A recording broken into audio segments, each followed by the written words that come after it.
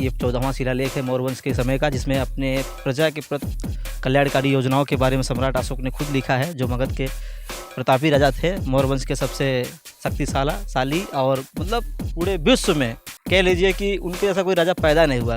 लेकिन जो अवेयर लोग रहे, जो चीज़ों को छीन लेना जानते हैं, उन लोगों ने इसको भंडारी माई का रूप दिया और ये जीर्ण शीर्ण अवस्था में पड़ा रहा, क्योंकि इसको कोई न देख रेख करने वाला है, न इसको जानने वाला है, न इसकी महत्ता को समझने वाला है।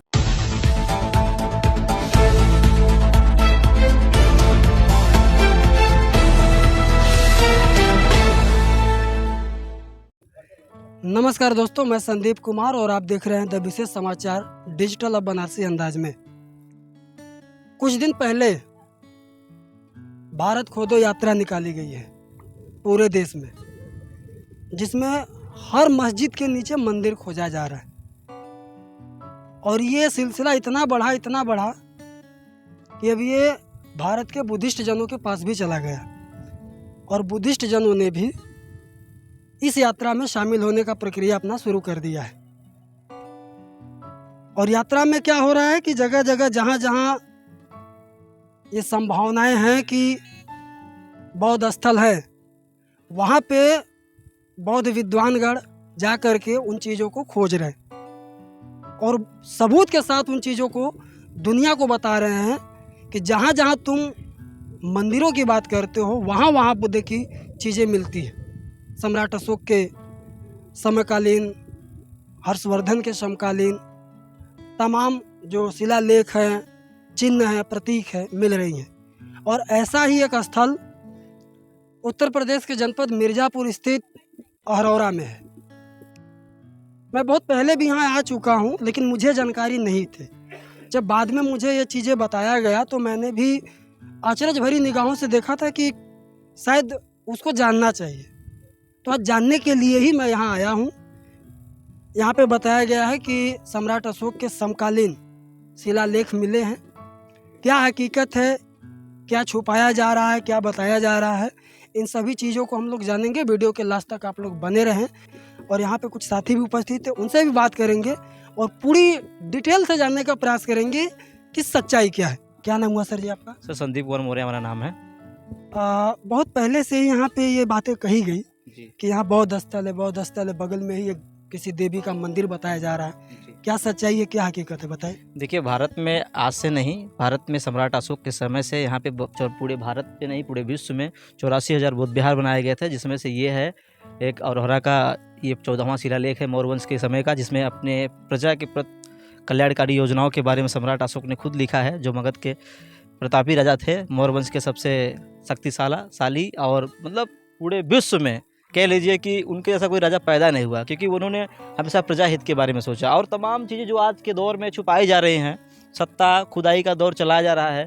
जैसे बहुत लोग कह रहे हैं कि खुदाई करिए, मंदिरों में मस्जिद मिल रहा है। मैं तो कहता हूं कि थोड़ा लंबी खुदाई करिए और थोड़ा देर तक खुदाई करिए। हो सकता है इस देश के ओबीसी, एसटी, एससी, पिछड़े दलितों, अल्पसंख्यकों को ये पता लगे कि वो प्राचीन समय में बौद्ध थे और उनको ये पता लगे कि वो अपने विरासत को खुद नष्ट कर रहे हैं उनके साथ मिलकर। जो लोग भारतीय जनता पार्टी या तमाम राजनीतिक पार्टियों में घुसकर अपने विरासतों को मिटाने का काम कर रहे हैं, मैं संदीप मौर्य कहना चाहता हूं कि भाई जागो, नहीं देर हो जाएगी।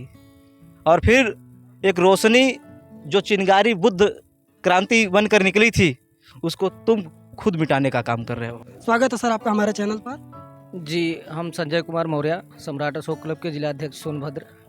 सर, हम ये जानना चाहेंगे कि ये कब मिला, किन लोगों ने खोजा और आप लोगों को जानकारी इसके बारे में कैसे मिली? देखिए, ये बहुत पुरानी भ्रांतियाँ थी।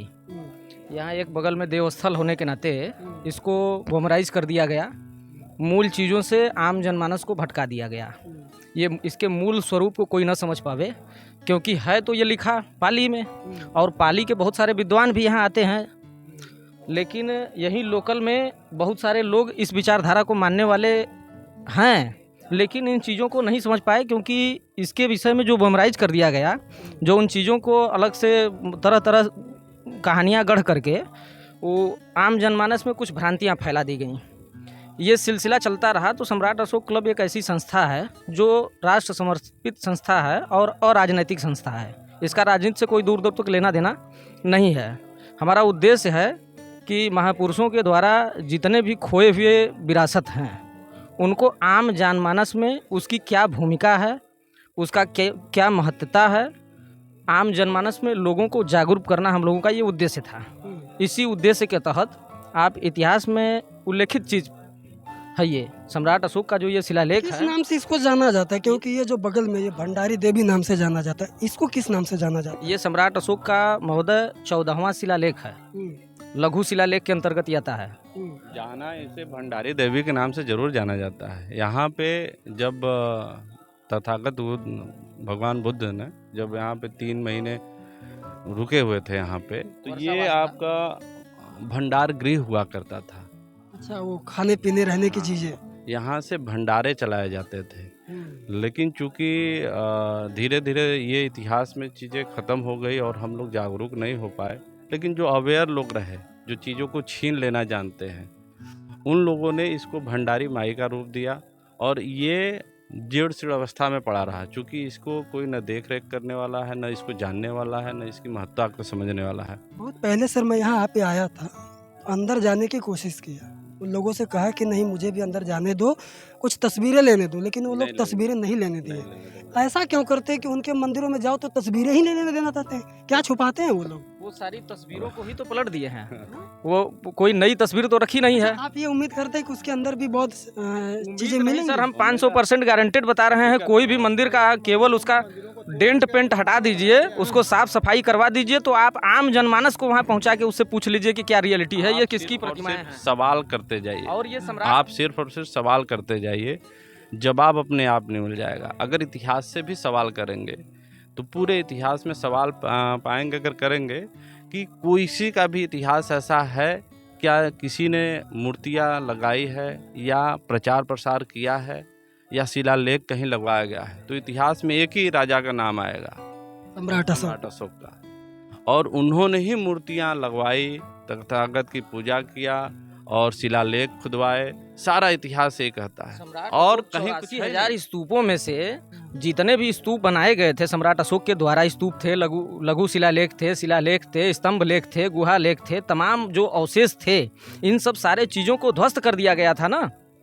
यही चीज तो अब राजनीतिक दल के कई नेता भी पूछ रहे हैं कि अब 84,000 बौद्ध स्तूप गए कहाँ? वास्तव में उसको खोजना चाहिए, और गए नहीं है कहीं, सब सामने हैं। लेकिन आज जो भारत खोजो धारा को मानने वाले जो 85-90% के लोग जो इस राजनीतिक सत्ता में हैं, चाहे वो पक्ष में हो चाहे विपक्ष में हो, कहीं भी बैठे हों, आज विपक्ष में हैं, कल पक्ष में थे और कल विपक्ष में खड़े होंगे, वो कहीं भी हैं, उनको मतलब अपनी मिटती हुई विरासत अपनी आंखों से देख रहे हैं और वो बोल नहीं पा रहे हैं। ऐसे लोगों को नेता नहीं चाटुकार कहते हैं। तो ये पूरी चाटुकारिताओं की लिस्ट जो है बहुत लंबी हो चुकी है, और अगर ये चाटुकार एक बार मन बना लें तो कुछ भी कर सकते हैं, और सब कुछ बाहर है, केवल धुल धाल के देखने की ज़रूरत है। अगर इन सब चीज़ों को धुल धाल कर देख लिए तो सब कुछ बाहर आ जाएगा। अब सम्राट अशोक की बात कर रहे हैं, हम बता दें महोदय कि सम्राट अशोक से पहले ही इस स्थान को महाराजा चंद्रगुप्त ने अपना जो भंडारण गृह के विषय में माट साहब ने बताया, मतलब ये सम्राट अशोक के पहले भी ये था? सम्राट अशोक से पहले चंद्रगुप्त जब पूर्वी इलाकों में युद्ध स्थल, जब उनका युद्ध की घोषणा होती थी तो अपनी सेना को यही ट्रेनिंग देते थे। जिस भंडारण गृह की बात कर रहे हैं वो भंडारण गृह सेना के सैनिकों के हथियार का स्थान था। भंडारण हथियार रखना, खाने पीने की चीजें रखना। हाँ, ये भंडारण वो भंडारण था, और उसी भंडारण को आज धार्मिक जामा पहना करके और इसको बदल दिए। जब हम लोगों को इस बात की जानकारी हुई, हम लोगों ने इसका फोटो खींच करके, और महोदय डॉक्टर राजेंद्र प्रसाद को आप जानते होंगे, बिहार यूनिवर्सिटी के प्रोफेसर, तो वो भाषा वैज्ञानिक हैं, तो इस नाते उनको इसका सारा जो फोटो वोटो खींच करके उनको यहाँ ला करके हम लोग ये दिखाए, उनको पढ़वाए। जब वो रीड किए तो उसका अनुवाद किए, उसका अनुवाद भी हम लोगों को दिए, और इस बात को लेकर हम लोग लोकल में जब काम किए, आम जनमानस में इसकी क्या भूमिका है, आम जनमानस तक जब हम लोग पहुंचाए ना, तो यहाँ के ही लोग आ करके, आप सामने अपने कैमरा मैन से कहिएगा कि नीचे से जाके उधर दिखाएंगे, वो लिखा हुआ है सम्राट अशोक शिलालेख। पाली में? नहीं, हिंदी में लिखा गया है कि ये, क्योंकि ये स्थल है शिलालेख, लेकिन लोग जानते भंडारी देवी के नाम से हैं, तो इसको लोग जानने लगे। इस वजह से जिन लोगों को हम लोगों ने जनाया इस बात को, उन लोगों ने जागरूक होकर के यहाँ आकर के देखिए, उस पत्थर पे लिखे हैं सम्राट अशोक शिलालेख, और हम लोग लिखते गए, और यहाँ के पता नहीं कौन ऐसे लोग हैं जो दिन में नहीं, ये रात में जब हम लोग सुबह आते गए यहाँ तो देखे कि ये मिटा हुआ है। मिट जाता और है। एक बार नहीं, ये हमें लगता है करीब 10-12 बार लिख चुके हैं हम बिल्कुल, लोग। हम कैमरे में उसको बिल्कुल कैद कर हाँ, हम लोग 10-12 बार इसको लिखवा चुके, और ये पता नहीं कौन व्यक्ति है जो रात के अंधेरे में आकर कायरता पूर्वक इन चीज़ों को मिटा रहा है। मतलब उसको इतनी भी हिम्मत नहीं है कि वो दिन में आके अपना कौन काम है? कर सके। कौन है सर, कौन नहीं है वो अलग बात है, लेकिन मैं तो खुल के कहता हूँ कि मनवादी लोग हैं, उनके अलावा कोई कर ही नहीं उसी सकता। विचारधारा से जो मैंने भी प्रेरित हाँ व्यक्ति है, मैंने कई मीडिया कर्मियों को भी देखा है, वो खुल के नहीं कहते, लेकिन द विशेष समाचार डिजिटल कहेगा खुल के कि ये गलत हो रहा है, और गलत को गलत कहना, सही को सही कहना ही द विशेष समाचार का असली उद्देश्य है। साथियों, तो मैं उम्मीद करूंगा आपको सच्चाई मालूम पड़ेगी। द विशेष समाचार डिजिटल अब बनारसी अंदाज में, मैं संदीप कुमार मिर्ज़ापुर से बहुत बहुत धन्यवाद।